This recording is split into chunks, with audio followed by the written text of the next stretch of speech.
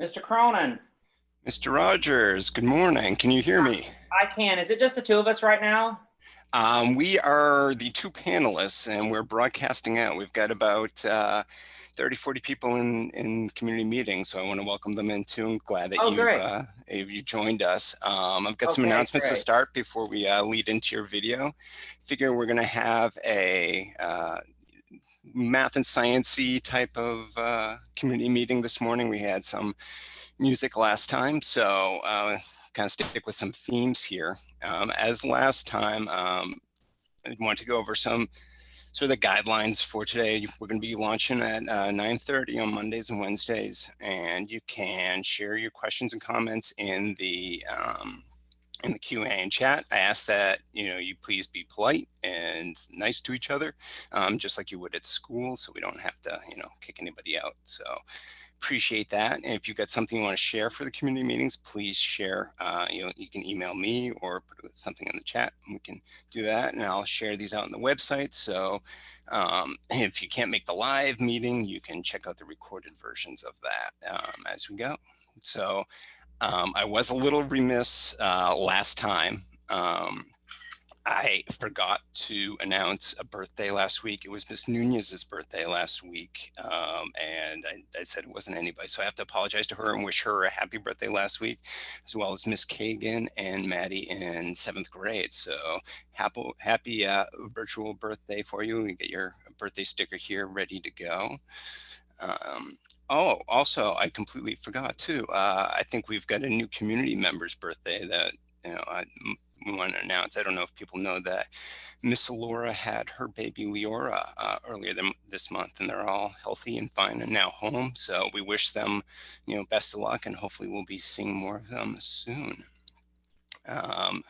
And another announcement, Mr. Rogers, I don't know if you want to put a shout out for this. Live Poet Society is this Friday. Yes, it is. It's this Friday at 3 o'clock. I sent out an invitation to the Live Poets group, and I will be sending that out to everyone before Friday. So it'll be Friday at 3, and I'll send that out before Friday. All right, so if you haven't made plans for Friday at 3 today, look out for that link and join that. Another announcement I wanted to make, we started sending out the signs for our 8th grade graduates. We wanted to thank the teachers and parents and kids who came out, were able to get their picture snapped. You've probably seen a lot of other schools doing that too, and we want to recognize our 8th graders. I don't have all the pictures up yet, but hopefully we'll have those soon. Maybe we can kind of get those together from the rest of it. So we can kind of take care of that at a later date. Let's do one more picture here. And there we go. Oop.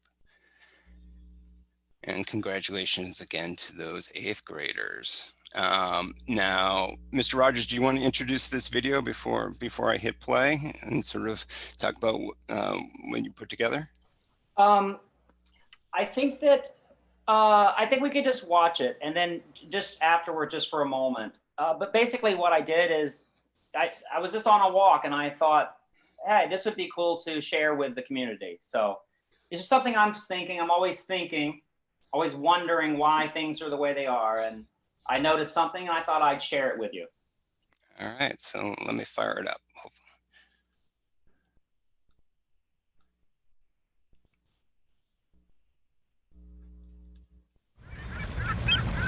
Good morning, Marblehead Charter.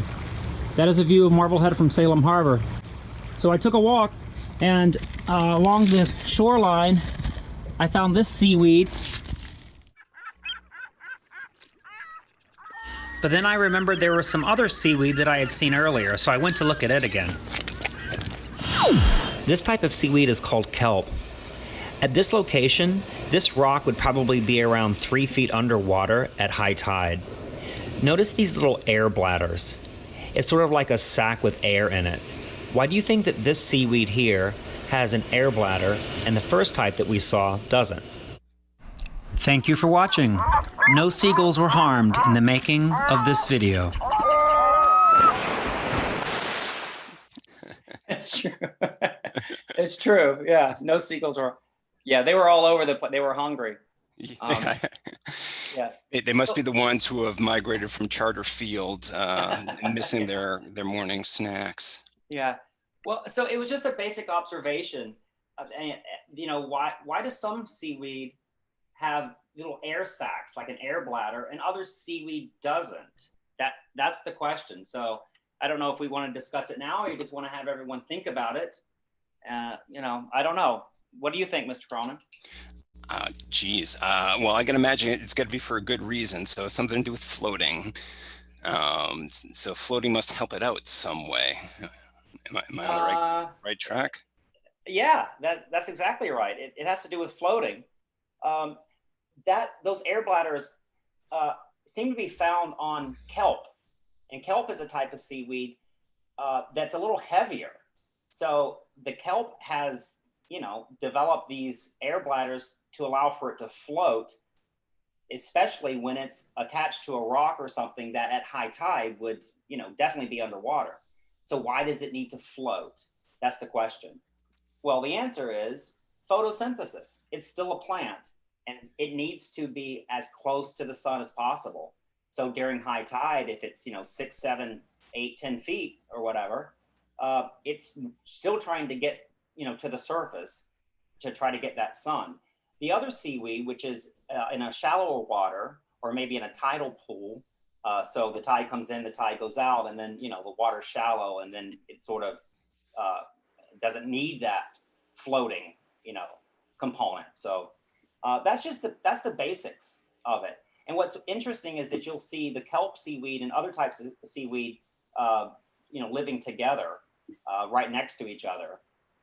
So it's just one of those things in nature where you know, everything's trying to compete and trying to find its niche.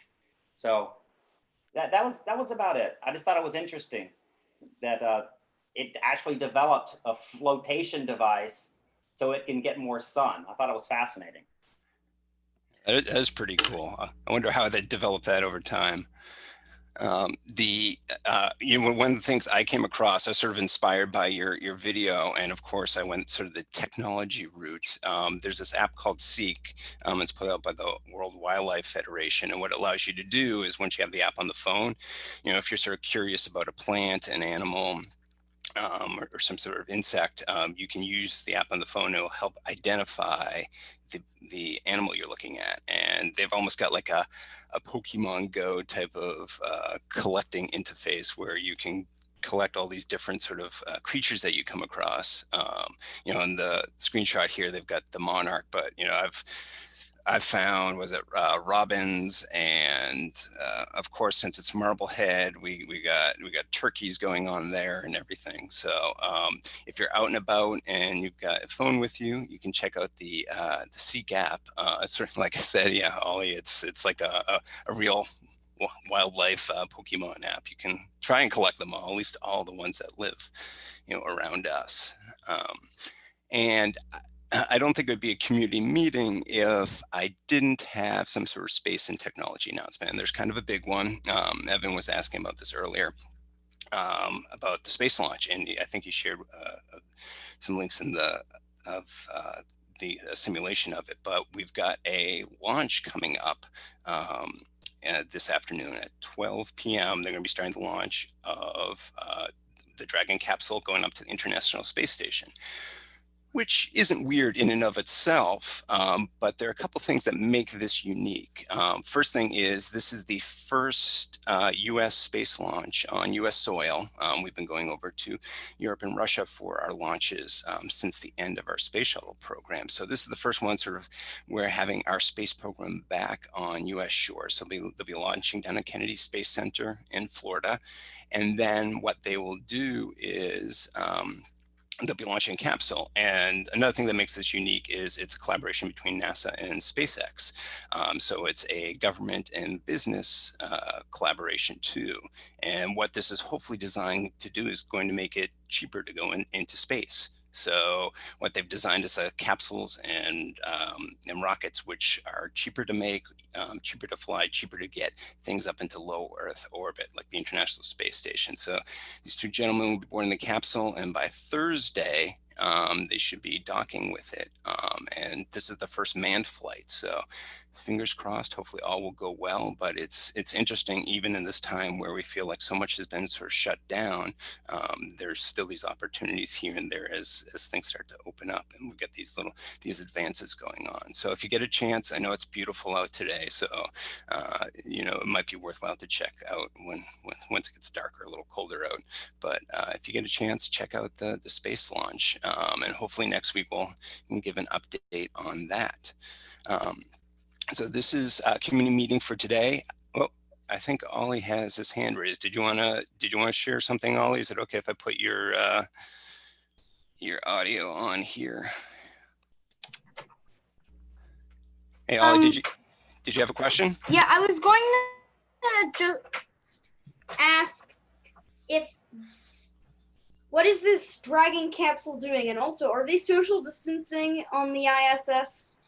You know what? I don't know the answer to that. I imagine that these, like all of the health of these astronauts, they're very closely maintained, so they've probably been tested. So I'm not sure if they're doing the social distancing, especially on that capsule, because it's pretty small. Yeah. Purpose of the I don't think they can social distance on the capsule, but I'm just wondering if they're doing it on the ISS. I don't know. And another good question is the people on that station, how long have they been up there? So they may have been up on the station prior to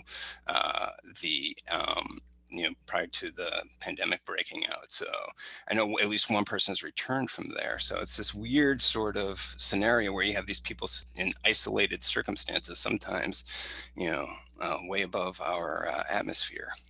So maybe we can pull up some more information and share that next week. Thanks, Ollie. Violet, did you have a question? Nope. No, I can't get you in this time. We might need to update Zoom for that. Maddie, can you hear me? Yeah. Nope. Oh, go ahead. Mike, this is not like science or any of this related. It's about the Zoom. Yes. Can you hear and see me or no? I can't. No, I can hear your voice, but I can't. So what I do is when people raise their hand, I kind of call on them. So it's almost like community meeting, like your hand's up. I come over with the microphone. Okay, but you can't hear me? I can hear you right now, but not normally. Yeah. And can you mute and unmute yourself or no?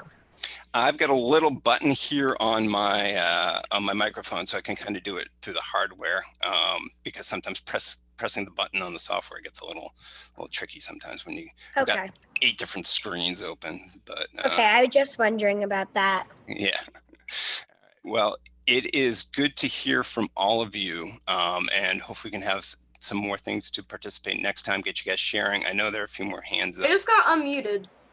I got unmuted. Oh, I don't think I remuted you.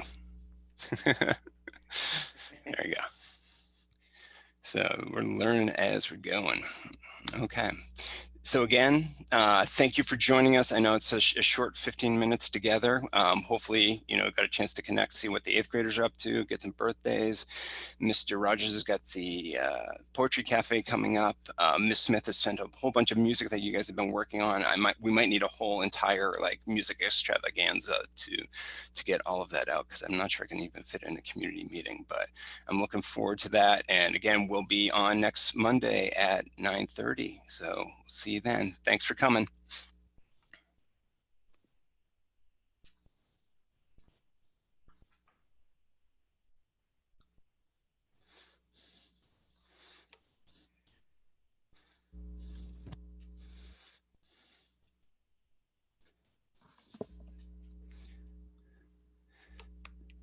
Mr. Rogers, if you're still there, thank you for sharing that out. That was a nice little tidbit in there.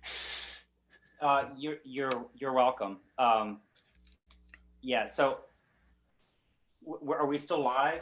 We are still kind of live. This is in the podcasting world, they might call this the post show. Okay, I got So. you. Okay. All right. Well, I'll send you a quick email. All right, perfect. Okay, Thank you, thank Mr. you. Rogers. Have Thank a good you. day. You too. Bye-bye. Bye.